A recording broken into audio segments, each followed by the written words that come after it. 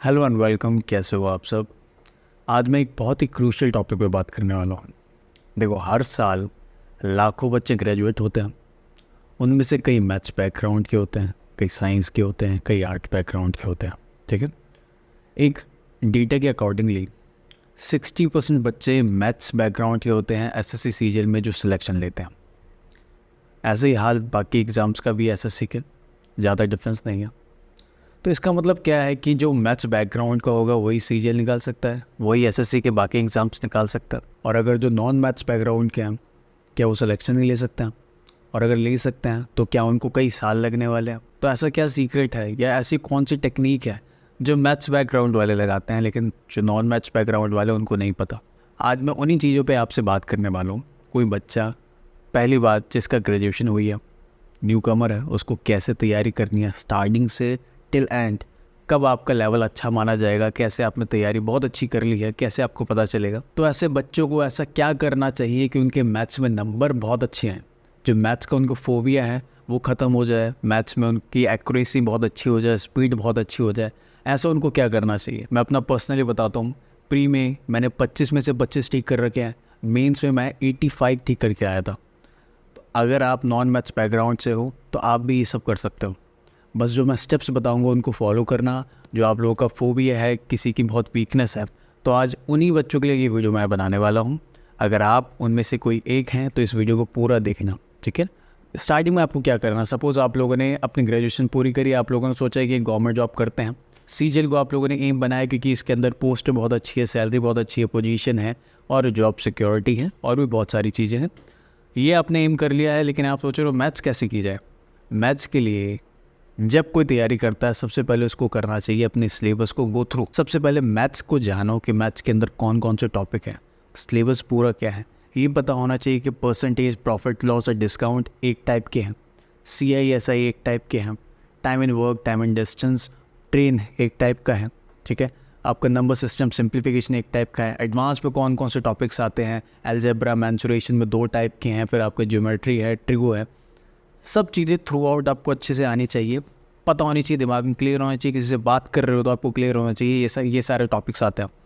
अगर इस लेवल पे आपको सारे टॉपिक्स पता है तो इसका मतलब आप पहली सीढ़ी चढ़ चुके हो। इसके बाद आपको क्या करना है, कोई भी बुक उठाने से पहले या कुछ भी तैयारी करने से पहले आपको सबसे पहले एक मॉक टेस्ट लगाना है। मॉक टेस्ट क्यों लगाना है? अभी तो हमें कुछ आता ही नहीं है, मॉक टेस्ट क्यों लगाएंगे, हमारे तो नंबर ही नहीं आएंगे, डिमोटिवेट हो जाओगे। ऐसा कुछ नहीं है। मॉक टेस्ट लगाओगे तो आपको एक्चुअली पता चल जाएगा कि मेरी किस टॉपिक में ज़्यादा वीकनेस है। हो सकता है आपका मैथ्स आपको लगता है कि मेरी वीक है, लेकिन जब आप लगाओ आपको पता चले कि नहीं यार वीक नहीं है, कुछ टॉपिक्स तो मेरे अच्छे हैं, है ना। ऐसे भी हो सकता है। सबसे मेन इसमें आपको ये पता चलेगा कि आप जब स्टार्टिंग फेज़ में थे तो आपने कितना स्कोर किया था, आप किस लेवल पे थे। और जब आप 3 महीने पे हो गए, 4 महीने, 5 महीने पे हो गए अपनी तैयारी करते हुए, आप बेसिक्स लगा रहे होगे, उस टाइम जब आप एक मॉक दोगे उस टाइम आप एनालाइज कर पाओगे अपनी ग्रोथ को कि जब मैंने पहली बार दिया था उस टाइम में किस लेवल पे था और आज मैं किस लेवल पे हूँ। एनालाइज कर पाओगे। और उसी एनालाइज करने के लिए आपको जब भी स्टार्ट करोगे सबसे पहले आपको एक मौका लगाना है। जब भी, इवन अगर कोई बच्चा पहले से तैयारी कर रहा है, उसका गैप आ गया कुछ टाइम गैप के बाद जब वो स्टार्ट करेगा उससे पहले एक मौका लगा लेना, आपको एक आइडिया हो जाएगा मैं किस लेवल पे आ चुका हूँ। उसके बाद तैयारी करना, वापस फिर से लगाना, आपको आइडिया वापस हो जाएगा। ठीक है। तो अपनी ग्रोथ को एनालाइज करने के लिए एक मॉक लगाना, अगर कोई बच्चा नया है तो ये ज़रूर ट्राई करके देखना, आपको बहुत फ़ायदा होने वाला है। अब बात आती है कि बेसिक्स कैसे किए जाए। देखो, अगर आपके पास इनफ टाइम है, यानी कि आपके पास एटलीस्ट 8 महीने हैं 8 महीने का समय आपके पास, तो उसके लिए मैं आपको रिकमेंड करूँगा पहले आप एडवांस से शुरू करो। क्लास नोट्स ले लो राकेश यादव के, एडवांस के क्लास नोट्स ख़त्म करो। उसके साथ साथ एक दूसरी बुक ले लो राकेश यादव की जिसमें क्वेश्चंस होंगे। ठीक है। तो जैसे आपने क्लास नोट्स से अपने बेसिक्स के क्वेश्चन लगाए, उसके टिक टाक लेवल हो गए उस टॉपिक पे। ठीक है। सेम आपको बाकियों के साथ करना है।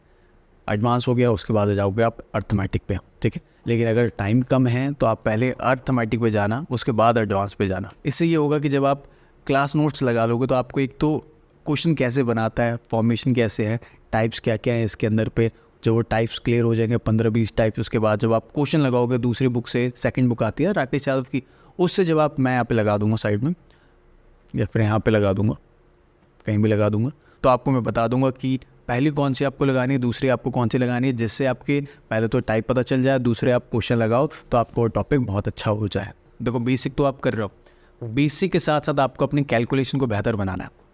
अगर आप बेसिक करते रह गए, लगा रहे हो और बेसिक करने के साथ साथ आप बिल्कुल टाइम पे ध्यान नहीं दे रहे हो, वही अपना लगा रहे हो, 1.5 मिनट लगा रहे हो, 2 मिनट लगा रहे हो क्वेश्चन को करने में, फिर तो आपने अगर बेसिक लगा दिए, ख़त्म भी कर लिए, फिर भी आप फंसे रह जाओगे, क्योंकि अभी भी आपकी स्पीड डेवलप नहीं हुई है क्वेश्चन को जल्दी से सॉल्व करने की। उसके लिए आपको ये करना होगा कि जैसे आप बेसिक लगाते जा रहे हो, पूरे दिन में एटलीस्ट आधा घंटा निकालो जिसमें आप अपनी कैलकुलेशन को बेहतर बनाओ। उसके लिए क्या कर सकते हो, 2 तरीके हैं। या तो एक ऐप डाउनलोड कर लो सिंपली। जिन बच्चों को ज़्यादा सरदर्दी नहीं उठानी, वो क्या करते हैं, ऐप डाउनलोड कर लेते हैं, उस ऐप पे पूरे दिन कैलकुलेशन को सॉल्व करते रहते हैं, जिससे उनके माइंड में कैलकुलेशन फास्ट हो जाती है। लेकिन मैं दूसरी चीज़ रिकमेंड करूँगा कि आप खुद से क्वेश्चंस पे टाइम मैनेजमेंट को ट्राई करके सॉल्व करने की कोशिश करो।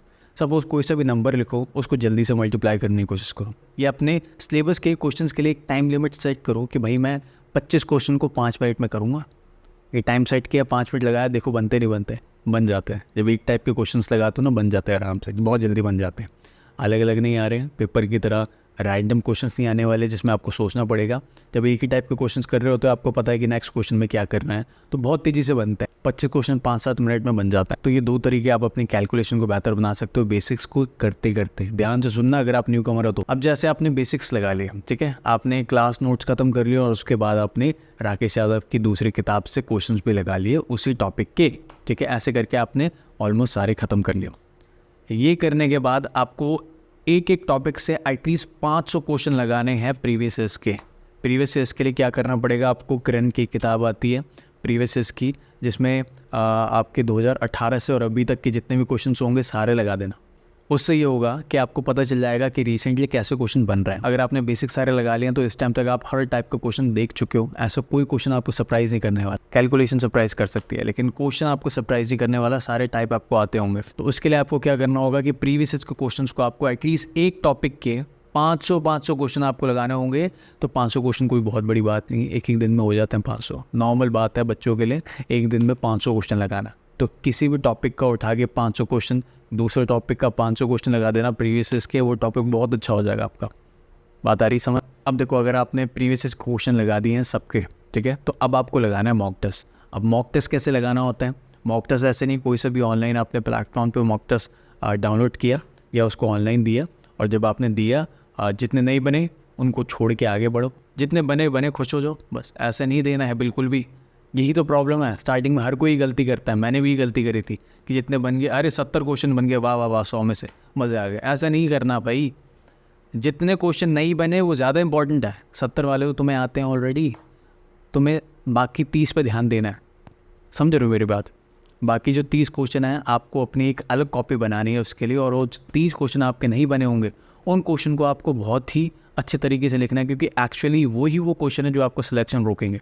उन क्वेश्चन को आपको लिखना है और उनके साथ में उनका सॉल्यूशन भी लिखना है। और वो जो फॉर्मूला जिसकी वजह से वो क्वेश्चन आपको नहीं क्लिक हुआ या नहीं बन पाया, अगर वो फॉर्मूले वाला क्वेश्चन है तो उसका फॉर्मूला भी लिख देना साइड में। और हर 2-3 दिन में जितने भी वो क्वेश्चन थे जो आपसे नहीं बने थे, एक बार उनको देखना है आपको कि कैसे बना था, ये कैसे बना था, ये क्या, अच्छा ये ऐसे बना था, एक बार मैं फिर से करके देख लेता हूँ।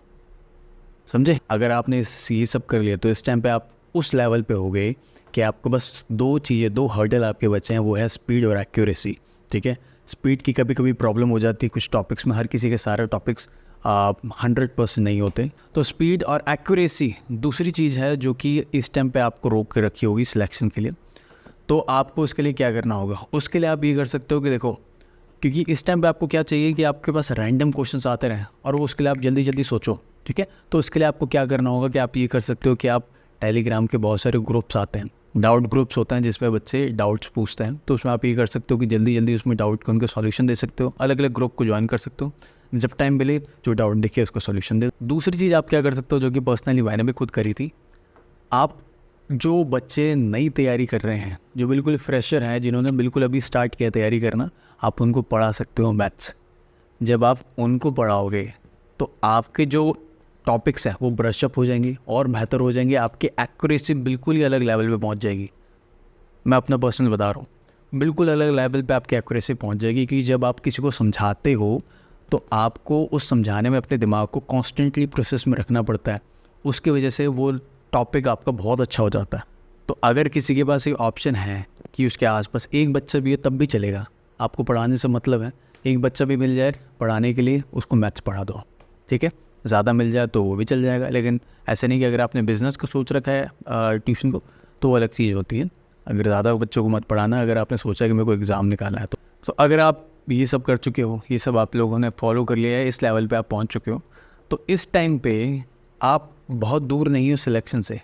आज नहीं तो कल आपका सिलेक्शन हो जाएगा। अगर आपने ये सब चीज़ों से आप गुजर चुके हो तो आज नहीं तो कल आपका सिलेक्शन होगा। फिर चाहे आप मैथ्स बैकग्राउंड के हो या ना हो, आपका सिलेक्शन कन्फर्म है। आज होगा या कल ये कंफर्म नहीं हो सकता। कईयों का डीवी तक हो जाता है फिर भी सिलेक्शन नहीं हो पाता, है कि नहीं। तो वो कंफर्म नहीं है, वो हमारे हाथ में नहीं होता। आप अपनी तरफ से कोशिश कर सकते हैं। तो अगर आप पॉजिटिव माइंडसेट के हो, परसिस्टेंट माइंडसेट के हो, तो आपका आज नहीं तो कल सिलेक्शन हो जाएगा। अगर आप इस लेवल तक पहुंच जाते हो, अगर आपने ये सारी चीज़ों से गो थ्रू हो जाते हो। आई होप मैंने आप लोगों को, स्पेशली उनको जिनको ये कंसर्न रहता है कि हम तो मैथ्स बैकग्राउंड के नहीं हैं, तो भाई तुम्हें एक तरीका मैंने बता दिया, इसको फॉलो करो। सभी इसको फॉलो कर रहे हैं, कोई कुछ अलग नहीं कर रहा। जो टॉपर्स हैं वो भी यही कर रहे हैं, जो टॉप नहीं कर रहे सिलेक्शन ले रहे हैं वो भी यही कर रहे हैं। तो ऐसा कुछ अलग नहीं है। अगर आपने ये सब चीज़ें फॉलो कर ली हैं तो आपका सिलेक्शन आज नहीं तो कल होगा, ठीक है। कभी कभी किस्मत साथ नहीं देती है, टाइम लग जाता है, कोई बात नहीं। तो आई होप आपको ये वीडियो पसंद आई होगी। अगर आपको मेरी बात पसंद आती है, आपको मेरी वीडियोस देखना पसंद है, तो आप कमेंट सेक्शन में बताइए कि आपको क्या पसंद आता है, और इस चैनल को सब्सक्राइब करना मत भूलना। अगली वीडियो में मिलेंगे, तब तक हैव अ नाइस डे।